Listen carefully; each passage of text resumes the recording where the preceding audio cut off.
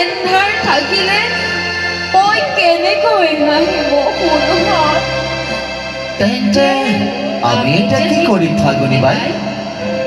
সোণহঁত লৈ আহ তহঁতে বৰদৈ চিলাক মাতি পৃথিৱীৰ পাপবোৰ লৈ যাওঁ কুৰুৱাই তেতিয়াহে সকলোৱে হাঁহিব আহিব বসন্ত পৃথিৱী আকৌ হ'ব সেউজীয়া হ'ব ধুনীয়া হ'ব ফাগুনী বাই, সেয়ে হ'ব আমি যাওঁ বৰদৈ চিলাক বিচাৰি।